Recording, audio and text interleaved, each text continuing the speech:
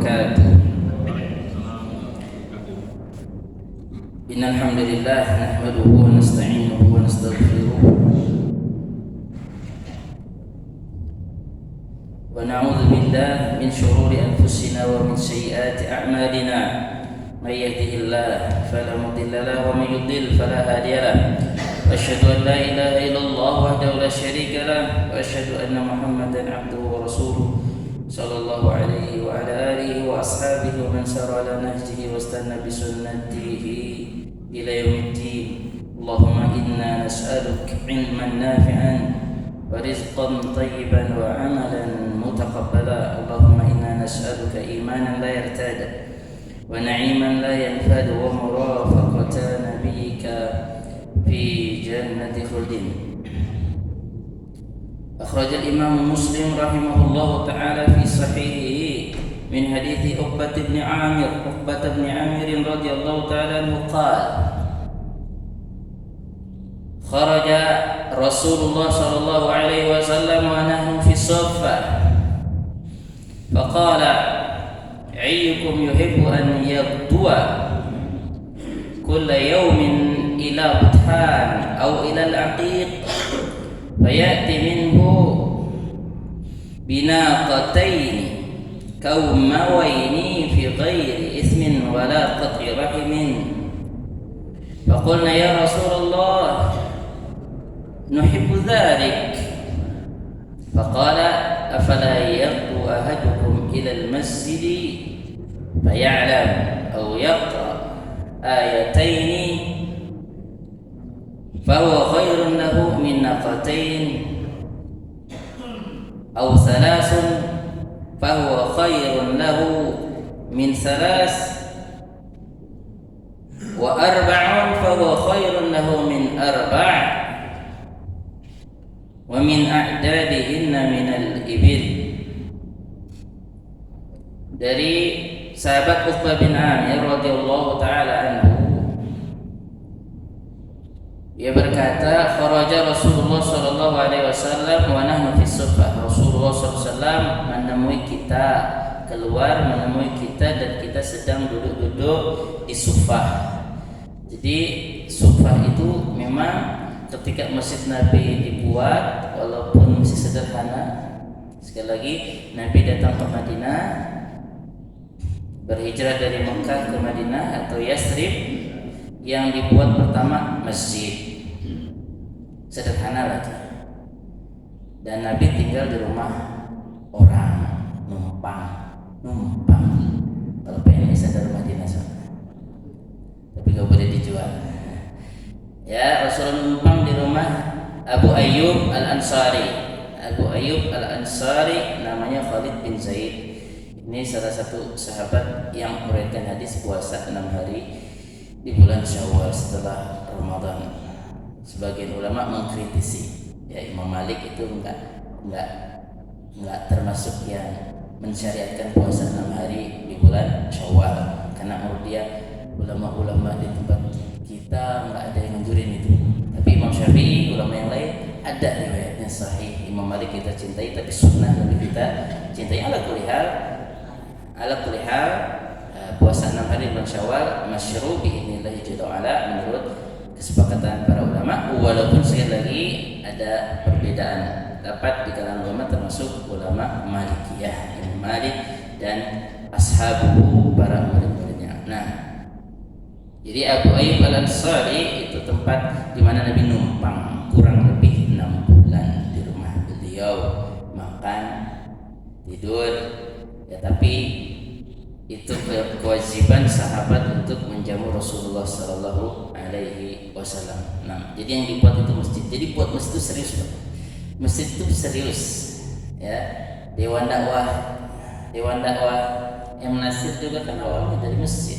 Ya. Pelan-pelan jadi berbuah sampai hari ini. Jadi semuanya berawal dari masjid. Nah, jadi Rasulullah buat masjid walaupun sederhana, tetapi ada khusus di belakang untuk orang-orang yang nggak punya tempat tinggal. Kalau bahasa kita tuna wisma atau tuna rungu? Tuna wisma wisma orang-orang kaya, wisma. Nah, jadi orang punya tempat tinggal, tidak punya, tidak apa-apa, bisa.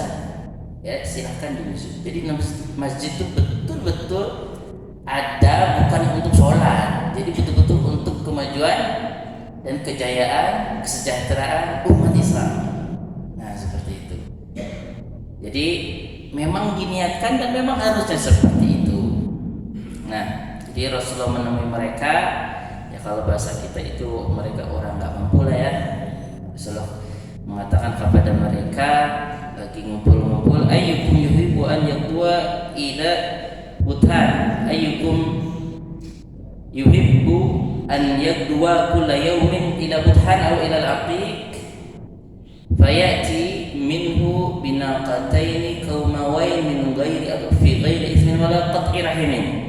Nabi langsung bertanya kepada hadirin, siapa di antara kalian yang mau kalau pagi-pagi pergi ke daerah sana, ke daerah Buthan atau ke daerah Aqiq, ya sekitar yang nggak terlalu jauh, paling berapa kilo begitu.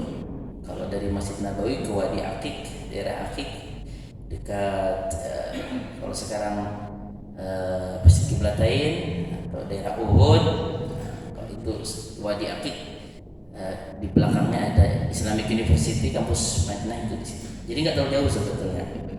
Nah, setiap pagi ke sana, terus pulang dari daerah sana bawa unta yang gede-gede tanpa dosa, tanpa memutus silaturahim, maksudnya halal. Unta itu betul-betul dapat, tinggal ngambil aja. Pagi jalan ke sana, pulang bawa unta gede-gede. Jadi unta, kalau unta dulu ya mobil, unta zaman dulu ya mobil. Setiap hari kita terus ada mau yang begitu.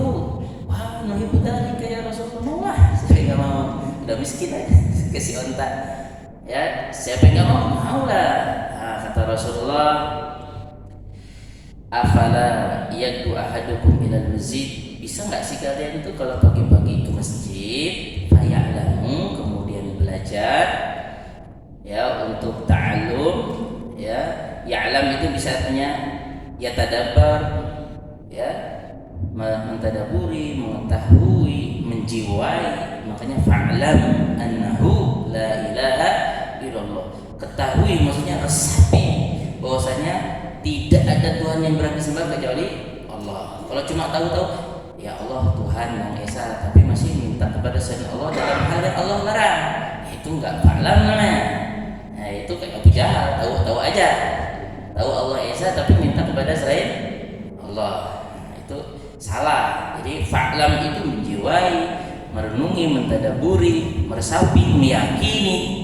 Nah, faya'lamu au yaqra, atau membaca. Ini rawinya ragu sepertinya. Rasulullah itu ngomong ya'lam atau yaqra. Tapi yaqra itu bisa artinya menghafal, bisa artinya membaca, tapi intinya kita membaca, kemudian merenungi, mentadaburi. Ya.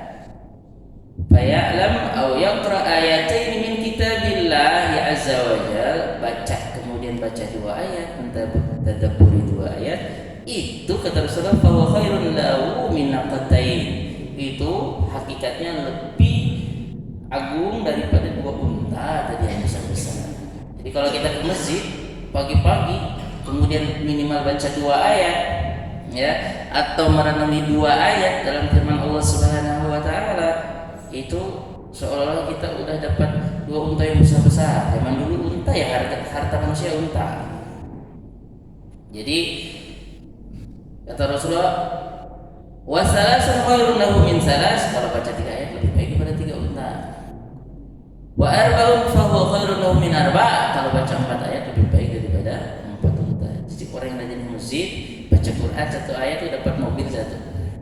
Ya, tapi buktinya utang saya nggak kebalas-balas, nggak bisa dijual. Untanya apa Ustaz? Iya, sabar. Ya, kalau seandainya akhirat diperlihatkan, pahalanya diperlihatkan, itu bukan ujian, namanya juga ujian, tes-tes keyakinan, tes-tes keimanan. Jadi tidak dilihatkan itu pahala. Ya, Allah Subhanahu Wa Taala siapkan pahalanya itu di akhirat yang besar sekali. Wal akhiratu khairul laka minal ula, pahala akhirat, kehidupan akhirat itu lebih baik daripada dunia ini. akhirat lebih baik dan lebih kekal. Sekali lagi, kalau diperlihatkan, ya itu nggak jadi ujian. Justru Allah menguji siapa yang rajin ke masjid, ya percaya sama Allah, ya, kaya nggak kaya tetap sholat, ya, kaya nggak kaya tetap baca kitab Allah Subhanahu Wa Taala, selamat dunia akhirat. Nah, seperti itu, tetap baca Al-Quran, tetap mengamalkan Al-Quran, sekalipun tidak langsung didapatkan pahalanya. Nah, karena memang Allah Subhanahu Wa Taala ingin mengetahui dari kita siapa yang yakinnya kuat. Makanya dalam ayat lain, innama ya'muru masajidallah man amana billah wal yawmil akhir, orang yang memakmurkan masjid-masjid Allah itu sudah orang-orang yang beriman. Kalau pakai innama sebetulnya hanya yang memakmurkan masjid itu yang beriman kepada Allah dan hari akhirnya, itu memang ciri-ciri orang beriman. Nah, masjid itu dimakmurkan dengan Al-Quran, makanya ada sholat berjamaah, imamnya harus baca Al-Quran, minimal Al-Fatihah, ya. Kemudian surat setelahnya, supaya makmur masjidnya 5 kali dalam sehari. Makanya dulu, zaman dulu Nabi kalau ya mungkin karena belum ada tempat, tapi ada tujuannya. Jadi ketika ada tawanan perang orang musyrik yang belum pernah dengar Al-Quran langsung, atau dikatakan Al-Quran itu sumber kekerasan, Al-Quran itu dongeng, Al-Quran itu karena katanya itu Nabi, orang tawanan itu ditangkap, ditawan, diikat di tiang masjid, suruh dengerin Al-Quran. Nah, jadi diikat di masjid, ditawan maksudnya. Kalau nggak diikat kan nanti kabur, ya kabur bisa melawan lagi. Nah, jadi ikut di masjid supaya mendengarkan ayat Al-Quran. Nah, itu fungsi masjid, supaya melihat orang-orang Islam itu suka Al-Quran Al-Karim. Udah, akhirnya masuk Islam Pak, semua bin Utsman, ya. Beberapa sahabat yang dulu mantan tawanan perang itu diikat di masjid dengar Quran, Nabi baca surat artinya, ya Allah ini bagus sekali, masuk Islam. Terkadang orang memang belum tahu, makanya kita untuk diri kita lah minimal, ya, Quran itu, atau untuk saudara kita, sesama kita, untuk saling menguatkan. Jadi sekali lagi, sesungguhnya orang yang rajin ke masjid itu orang kaya, mobilnya banyak atau untanya banyak, cuma nggak kelihatan. Kalau ikhlas, kalau Allah terima. Jadi kita jangan meremehkan orang yang suka ke masjid itu orang kaya, tapi kita kan baru hormat kalau kelihatan. Kalau untanya banyak, itu untanya banyak, itu sapinya banyak, ya mobilnya banyak, baru kita segan. Ya, kalau orang nggak kelihatan, kita nggak segan kekayaannya. Padahal kita harus saling mencintai karena Allah Subhanahu Wa Taala. Itu yang pertama. Nah, kemudian kalau begitu masih ada waktu, kita baca beberapa ayat dari surat Al-Mu'minun. Nah, kita baca surat Al-Mu'minun ayat 60 dan 61. A'udzu billahi minasy syaithanir rajim. Walladzina yu'tuna ma ataw wa qulubuhum wajilatun annahum ila, akan kembali kepada Allah Subhanahu Wa Taala. Orang-orang yang begini, ya, pernah si Bunda Aisyah pas baca ayat ini kemudian bertanya kepada Rasulullah, wahai Rasulullah, humul ladina yasriqun wa yaznun wa yashrabun al-khamr, itu orang-orang Islam yang suka melakukan dosa besar, ya, yang katanya takut dia meninggal dalam keadaan membawa dosa besar, mencuri, berzina, minum minuman keras. Minuman keras itu berbahaya Pak. Kayak sih kalau kerja di Korea itu gajinya sebulan tuh berapa? Saya pernah satu travel sama, kerja di mana Pak? Luar negeri Korea. Uangnya banyak, jadi pulang itu setahun sekali, tapi uangnya banyak, tapi kerja keras. Ya enggak apa-apa. Cuma kalau orang Islam tetap harus sholat 5 waktu. Kalau mereka kan enggak. Nah, jadi betul-betul mengelola dunia ini dengan keringat, ya, itu seperti orang-orang Romawi. Untuk mengelola dunia, pertanian, perkebunan, industri terdepan, itu surat Rum. Betul-betul capek mengelola dunia dan serius Pak. Ada kuliahnya jurusan dunia itu, ada jabatannya, kalau menduduki jabatan yang berhubungan dengan dunia itu kaya banget, betul. Nah, kalau dia tidak beriman, ya tetap itu masuk dalam kelompok ini. Ya, amilatun nasibah, di dunia itu capek. Mohon maaf ya, kalau di Jepang itu anak kecil udah kenal bunuh diri Pak SD, sudah kenal stres. Ya, memang bagus negaranya, tapi tingkat stresnya tinggi. Nah, betul-betul bekerja. Yang kerennya saya Nasir lagi. Itu udah bukan prediksi, udah belajar di Jepang tuh nggak lama juga akan selesai. Kenapa? Karena melihat konsep kehidupannya yang betul-betul cuma bekerja, nggak memikirkan masa depan, akhirnya akan kekurangan generasi seperti itu. Nah, ala kulihat, jadi akan ada seperti itu, bekerja keras tetapi justru masuk neraka. Tasla naran hamiyah. Kenapa? Karena kerja kerasnya untuk kepentingan dia semata di dunia, bukan untuk mencari ridho Allah Subhanahu wa taala. Alah, Pak Ustaz dibahas akhirat lagi. Emang akhirat ada itu, saya suka begitu kan. Kalau udah di tatanan global kan, jangan bawa-bawa agama, jangan bawa-bawa akhirat, udah yang penting kita baik. Sekarang begini, saya ingin menguatkan, kita itu sholat, puasa, sedekah, zakat, berbuat baik, tersenyum, ya, itu tuh untuk bekal. Sekarang secara akal sehat aja, orang yang berbekal lebih aman daripada yang nggak berbekal. Saya punya 500 juta atau 1000 juta, kemudian saya mau ke Samarinda bawa uang 1000 juta, aman nggak? Maksudnya ya kalau nggak punya mobil beli mobil, nggak punya bensin borong sama pom bensinnya. Ini aman, ada bekalnya. Ini ada orang mau ke Samarinda tetapi bekalnya minus 5.000 rupiah, punya utang 5.000 masih sama tetangganya, mau ke Samarinda, travel telepon, ya bayar di tempat, bayar di tempat pakai apa, minus, punya utang bisa 5.000 rupiah. Lebih aman mana? Orang yang punya bekal. Nanti mati akhirat nggak ada, ya aman aja. Udah rajin sholat, rajin puasa, udah baik. Akhirat ada, memang dia yakin. Ini tidak pernah sholat, tidak pernah puasa, akhirat ada. Waduh, aman-aman mana? Aman yang punya bekal, makanya berbekal aja. Tapi kita harus yakin akhirat ada. Ya, itu kan sesungguhnya yang nggak mau berbekal, yang nggak mau sholat, nggak mau puasa, nggak mau sedekah, nggak mau tersenyum, nggak mau amar ma'ruf nahi munkar, itu kan sesungguhnya malas tuh, ingin yang enak-enaknya aja. Itu kalau ikutin Islam nanti haram semua katanya, nggak boleh kita mabuk-mabuk, tripping, seks bebas, nggak boleh. Nah, jadi kalau kita pikir saja, mana lebih jaga-jaga, mana lebih punya safety, orang yang sholat puasa atau orang yang nggak sholat. Sholat satu udah latihan supaya badannya sekar, gitu ya.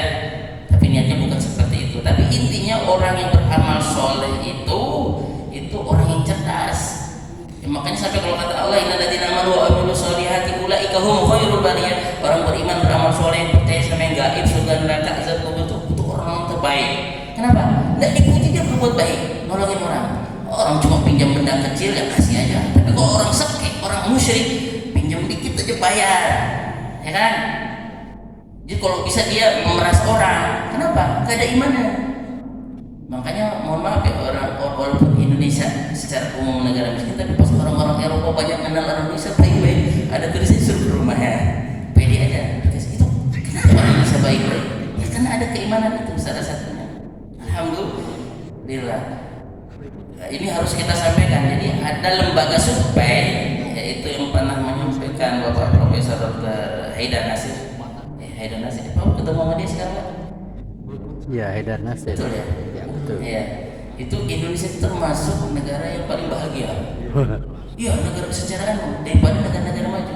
Dilihat dari sisi ketenangan jiwa apa segala. Jadi itu alhamdulillah, itu harus kita angkat juga, jangan minder-minder terus kita.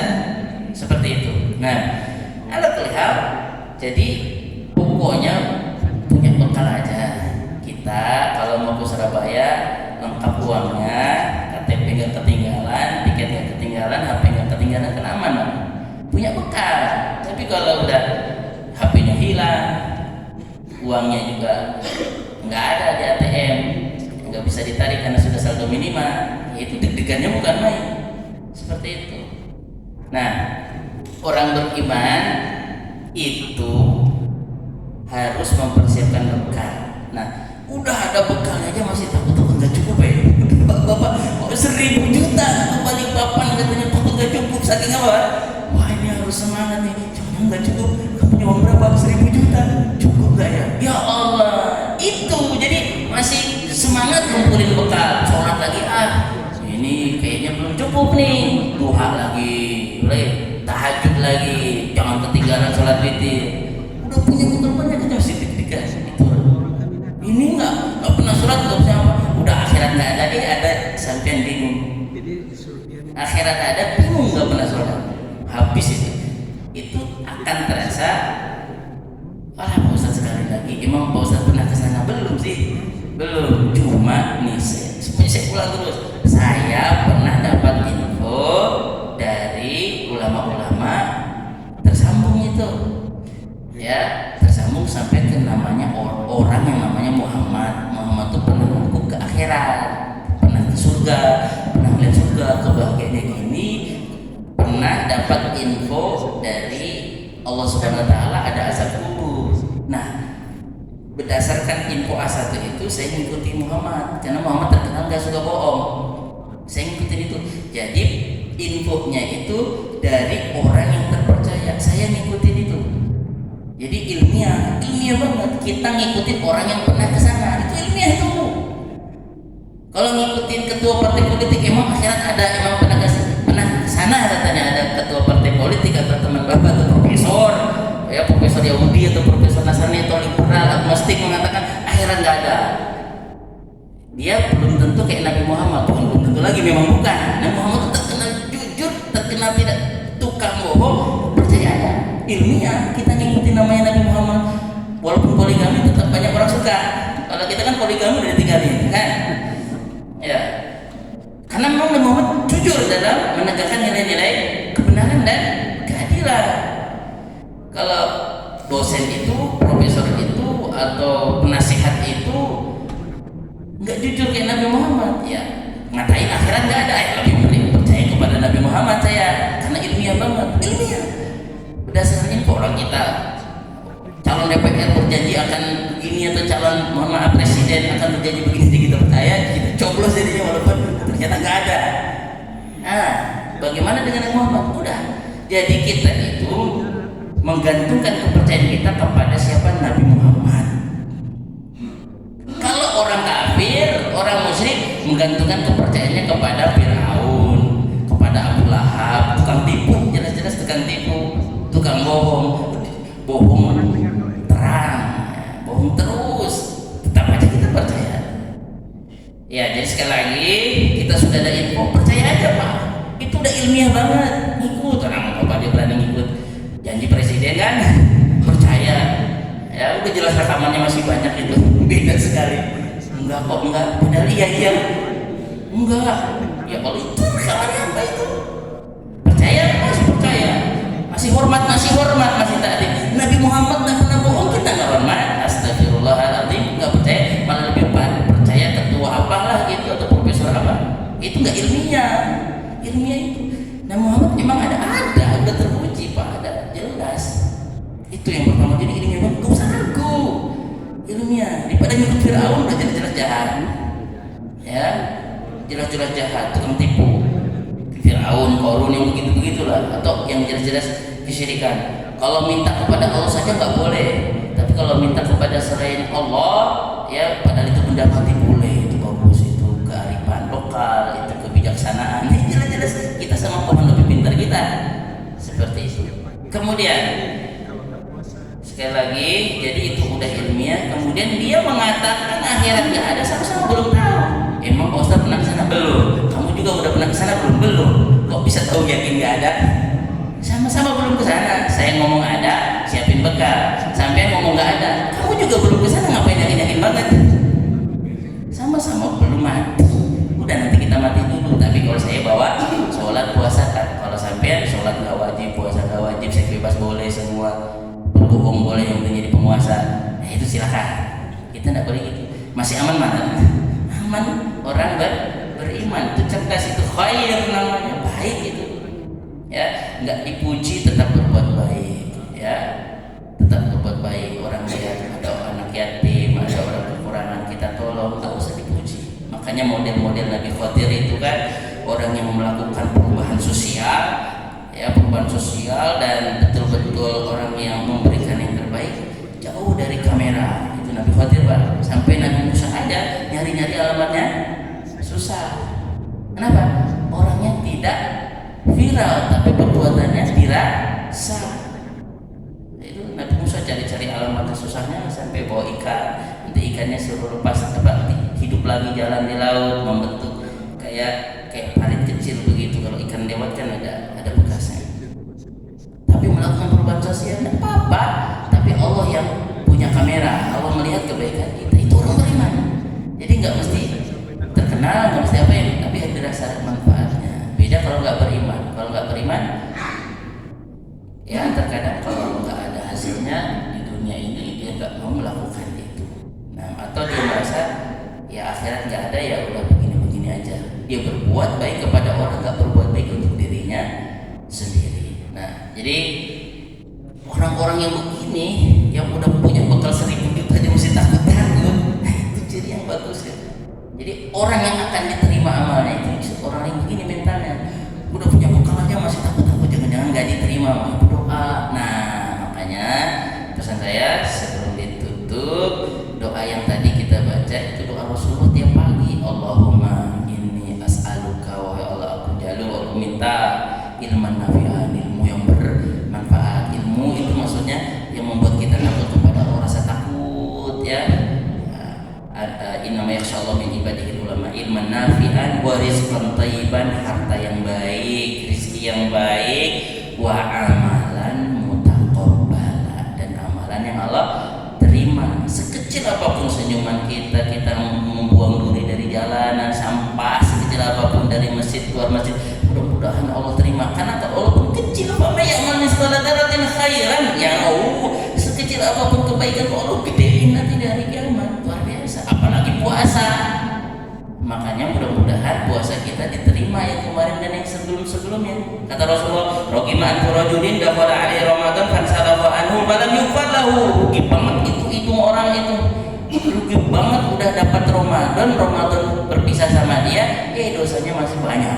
Dosanya belum diampuni karena enggak diterima. Kata Rasulullah juga ada yang puasa cuma nahan makan minum tapi enggak ada pahalanya. Nah, jangan sampai seperti itu, dan akhirnya kita harus setiap hari masih berdoa, wahai Allah, aku meminta ilmu bermanfaat, rezeki yang baik, dan amalan yang diterima, termasuk puasa. Itu salafus saleh kan, ya, doanya banyak kan, mudah-mudahan diterima puasa kita ya kemarin. Jadi saya ingin mengajak kepada hadirin dan saya sendiri sebelumnya, jangan remehkan doa itu. Tetap berdoa, jangan udah sholat pasti diterima, tetap berdoa. Itu kayak tiba punya uang 1000 juta mau jalan ke apa itu yang deket aja lah, Penajam Pasir Utara, bawa 1000 juta itu mesti takut-takut gak cukup. Ya Allah, itu cukup banget. 1000 juta bisa beli mobil, bahkan supirnya bisa disewa berapa hari, Pak?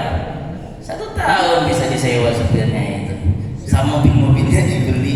Itu pun masih jangan gak cukup, deg-degan beramal soleh lagi. Alhamdulillah. Jadi jangan putus beramal soleh, tambah terus sampai kita berjumpa dengan Allah Subhanahu wa Ta'ala. Nanti kita ridha dengan usaha kita, lisa'i haradiyah, muka kita nanti bersinar. Karena lisa'i haradiyah, karena usaha kita itu betul-betul menjanjikan dan memuaskan usaha kita. Karena itu sholat terus, amal soleh terus, tersenyum, berbuat baik, alhamdulillah, amar ma'ruf nahi mungkar. Demikian yang bisa kita sama-sama renungkan. Mudah-mudahan ayat tadi ya, ayat 60-61, kata Allah, ulaika alladzina yusabiquna fil khairat, ciri-ciri orang yang memang yang suka deg-degan itu, suka berlomba-lomba dalam kebaikan. Itu tadi udah rajin sholat, rajin puasa, masih takut-takut gak terima, sehingga terus istiqomah di amal soleh, berlomba-lomba dalam kebaikan. Barakallahu fikum, subhanakallahumma bihamdika, asyhadu an la ilaha illa anta, astaghfiruka wa atubu ilaik. Wassalamualaikum warahmatullahi wabarakatuh.